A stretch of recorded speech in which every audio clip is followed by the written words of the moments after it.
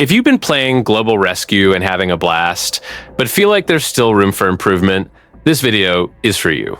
There is a lot the game simply doesn't explain, and once you start noticing these details, everything begins to click in a way that makes the experience much more fun. I've put together 10 advanced tips that made a real difference for me, and I believe they can do the same for you. I'm Matthew, and let's get straight to the point.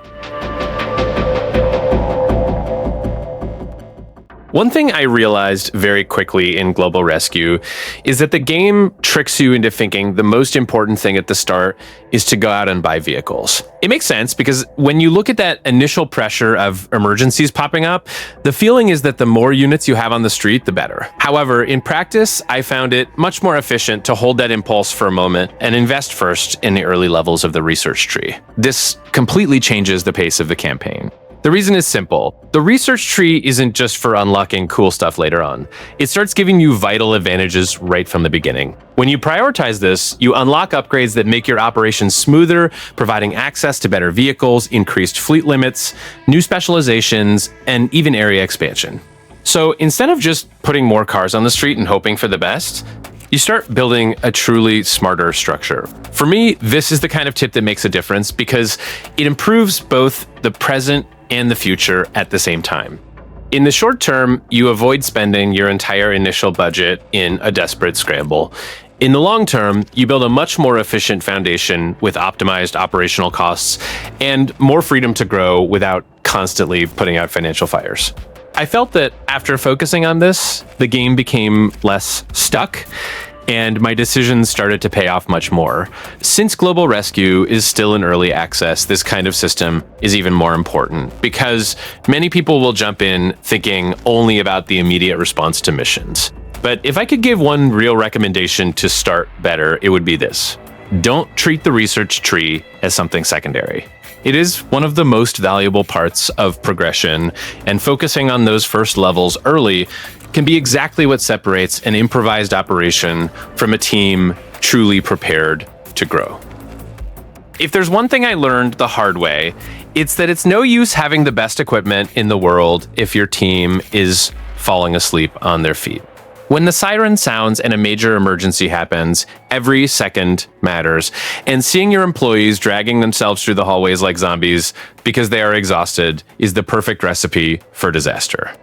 The game is unforgiving in this aspect, and a tired worker becomes painfully slow, tanking the entire efficiency of your operation. At the beginning of our management journey, it's very common to think that just placing a few armchairs or setting up a basic lounge will solve the situation. I made that mistake myself in my first bases, thinking a little sitting corner would be enough to keep the crew operating well. The problem is that these simple furniture items take forever to recover your squad's energy, and while they are sitting there resting at a snail's pace, the chaos outside keeps growing, and emergencies pile up. This is where the true secret to keeping your base running at full strength comes in. Build rest areas equipped with actual beds. The difference in the speed at which your employees' energy is restored when they lie down in a bed compared to a simple chair is absolutely brutal. They rest for a much shorter period and get up fully refreshed, which greatly optimizes your center's response time. Making this change in your structural planning ensures you have a team always ready to act 24 hours a day, 7 days a week. Instead of failing critical rescues because of slowness in the hallways, your squad will always have their vigor at maximum and be ready for the next call. Trust me, prioritize these rooms with beds as soon as possible in your game, and you will notice that your level of crisis management will become incredibly more professional and efficient. When the city collapses and the alarms start ringing in Global Rescue, our first reaction is almost always to act on impulse. The adrenaline hits, and your finger goes straight to that automatic respond to button to dispatch teams as quickly as possible. It's what everyone does at the start. After all, time is life in this game. But I realized that as missions get more complex and emergencies pile up, all that haste ends up being our worst enemy and the real reason many missions fail. The problem with only using the respond to option is that you lead your units at the mercy of the shortest path calculated by the game. And we know that in difficult situations with chaotic traffic and blocked streets, the shortest path is rarely the safest. Vehicles end up getting involved in accidents, and teams get stuck in frustrating bottlenecks. By the time they finally arrive at the scene, the situation has spiraled out of control, and what was a simple rescue turns into a complete disaster. For high complexity scenarios, relying on this automatic response is asking for frustration. This is where the true game changer comes in that completely shifted my way of managing crises. Instead of simply telling units to respond to the occurrence with the standard button, I started using the send to function. This simple change gives you the power to control the exact positioning of your team. You can determine the precise spot where the vehicle will stop and how it will approach the location, which is vital for avoiding hazard areas and ensuring rescue teams have the best possible access upon arrival. Besides perfect tactical positioning, the biggest benefit of this approach is safety during the trip. By using the send to command, your vehicles gain the space to follow traffic rules much more intelligently and arrive safely even in the most dangerous situations.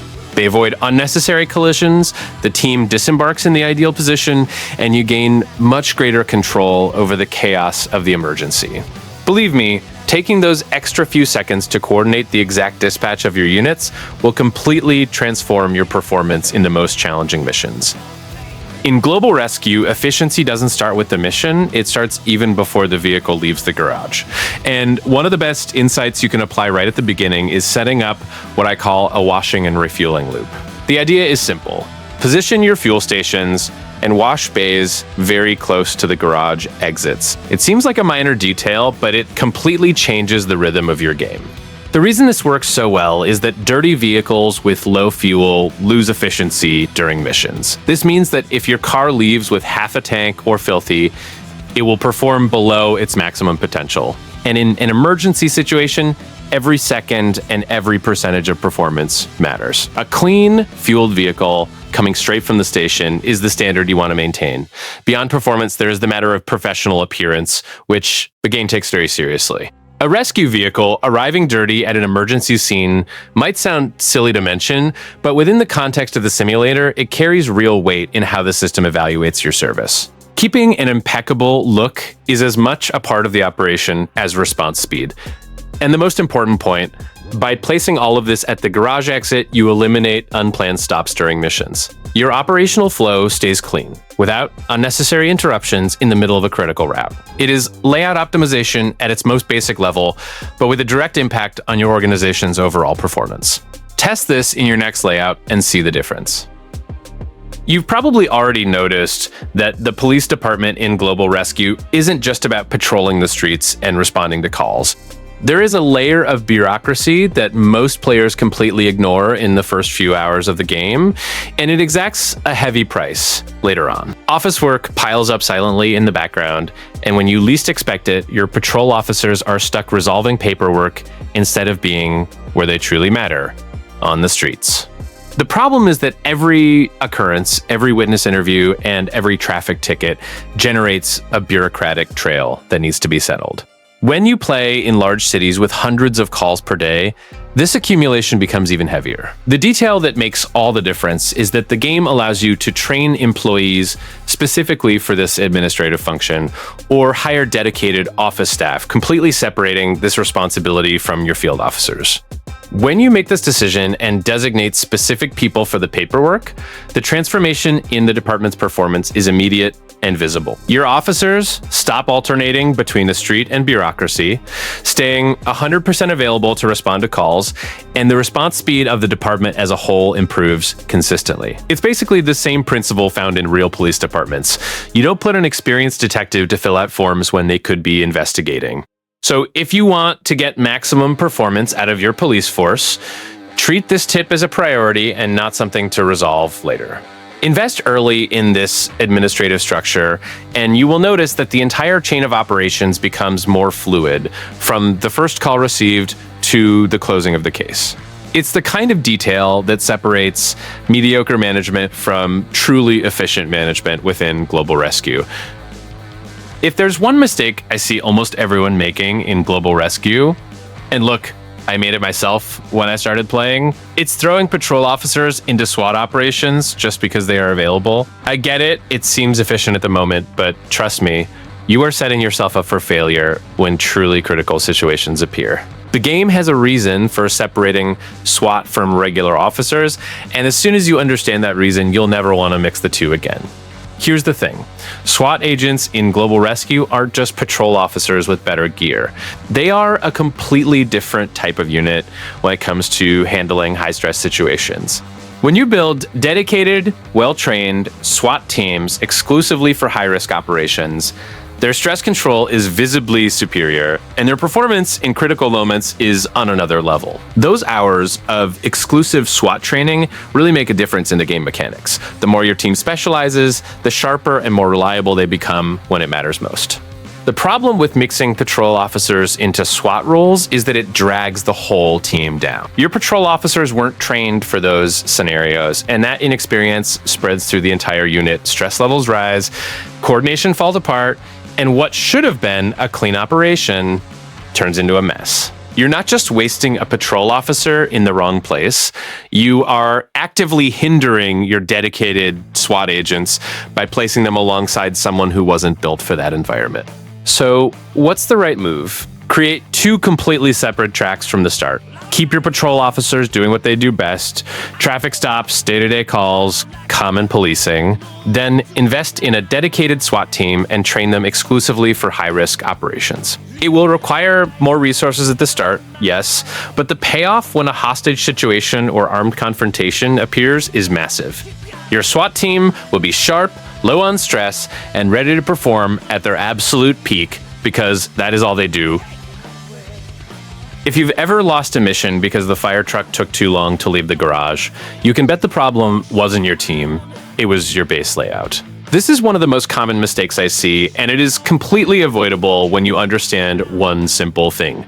Garage placement changes everything. Think about it. Global Rescue uses real map data, which means traffic, distances, and routes actually matter. In dense maps, like those of major capitals, every second your vehicle loses trying to maneuver inside the base before even reaching the street is 1 second less to save a life on the mission. Therefore, the rule is to place fire and EMS garages as close as possible to the main exit, before administrative areas, before support parking, before anything else. When I started testing this positioning, the difference in response times was immediate and remarkable. Administrative and support areas, such as offices, break rooms, and storage, can stay in the back of the base without any problem. These sectors don't need quick street access. But the ambulance and the fire truck, those need to be ready to bolt in the first fraction of a second after the alert. Building your base with this in mind is thinking like a real emergency manager. And look, I know it sounds obvious when put this way, but when you're in build mode placing structure after structure, it's easy to lose this logic and end up pushing garages into some random corner just to make everything fit. Don't do that. Plan where the critical vehicles will go first, then fit the rest around them. This garages in front, administration in back mentality is the foundation of any efficient base in Global Rescue, and it will save you on crowded maps where the difference between success and failure is measured in seconds. There's something Global Rescue doesn't clearly warn you about right away, but it will destroy you on more advanced maps if you ignore it. The game doesn't end when you dispatch the ambulance or the police car. It continues, and the part that comes after the dispatch is where many people let everything crumble. I learned this the hard way, watching my response time skyrocket without understanding why, until I realized the problem wasn't the teams, it was the destinations. Here's what happens in practice. When your ambulance treats an injured person, it needs to take that person to a hospital with an available bed. When your squad car arrests a suspect, it needs to transport that prisoner to a jail with capacity. If these destinations are full, the vehicle just sits there, stuck, unable to return to base and answer the next call. Meanwhile, new incidents appear on the map with no units available to respond. It's a silent domino effect that sinks your entire operation. The solution isn't just having hospitals and prisons connected to your network. It's actively monitoring their capacity. Keep an eye on available spots in real time, especially during incident spikes. If you notice a hospital is near maximum capacity, it's time to expand that capacity or ensure you have alternative routes configured to other destinations. The game simulates this quite realistically, so treating this management as secondary is a costly mistake. Think of it as the last mile of your operation. It's no use having the fastest team on the map if the service chain breaks at the end of the process. Global Rescue demands this level of planning from you, and when you start managing patients and prisoners with the same attention you give to vehicle dispatch, you will notice your response times dropping consistently. This is the difference between an emergency manager who puts out fires on the fly and one who truly controls the situation. The integrated mission editor is probably one of the most powerful features in the game, and when you truly learn how to use it, it completely changes how you develop your teams and manage your resources. It took me longer than I'd like to admit to realize how much money and potential I was leaving on the table by ignoring it. The first thing the editor allows you to do is create completely customized training scenarios for your inexperienced teams. Instead of throwing your rookies directly into real incidents in the middle of chaos, where their mistakes cost response time and reputation, you can set up controlled environments, repeat specific situations, and build experience progressively. This is exactly how it works in the real world. No firefighter goes to their first occurrence without having gone through simulations first. And the game puts that same logic in your hands. But the editor goes beyond training. In regions of the map that are quiet, with few incidents happening naturally, you can use the editor to create active scenarios in those areas and generate extra income from them. It's a smart way to keep your teams busy and profitable, even when the map isn't giving you enough work in that sector. You stop depending solely on the random flow of incidents and start actively controlling your operation. And perhaps the most underrated use of all, testing specific configurations before applying them to the main campaign. Want to know if a new base layout works well in high-demand situations? Create a scenario and test it. Want to see how a newly formed team performs in a large-scale fire before truly trusting them? Set up the mission and observe. The mission editor is basically your private laboratory within Global Rescue, and players who use it consistently handle difficult situations much better than those who only play in reactive mode. One of the things that immediately caught my attention in Global Rescue was the fact that it uses maps based on real cities. It seems like a nice detail at first glance, but when you start to understand what that means mechanically, you realize the game is giving you a huge piece of information for free, and most people simply ignore it. The city on the map isn't just background scenery. It is strategic data that should directly dictate which vehicles you prioritize in your fleet. If you are operating in a dense city with narrow streets, heavy traffic, and many compressed urban blocks, making heavy vehicles your default response is a mistake that will cost you dearly. Motorcycles and fast police units can navigate this environment in a way a truck never will. They arrive sooner, they pass where others can't, and in urban emergencies where every second counts, this mobility is worth more than any extra equipment a larger vehicle could carry. Now, the logic completely reverses when you are on rural maps or those with large territorial extensions. In these areas, the problem isn't traffic, it's distance. A motorcycle solves nothing when the incident is miles away from any paved road. This is where helicopters and heavy rescue vehicles make real sense, because they were built exactly to cover ground and reach places urban units simply won't reach in time. The point I want you to take away from this is simple. Before building your fleet, look at the map, study the type of city you are managing. This habit of adapting vehicles to the environment instead of always using the same standard composition is what separates mediocre management from truly efficient management in Global Rescue. The game gives you the information. You just need to learn how to read it.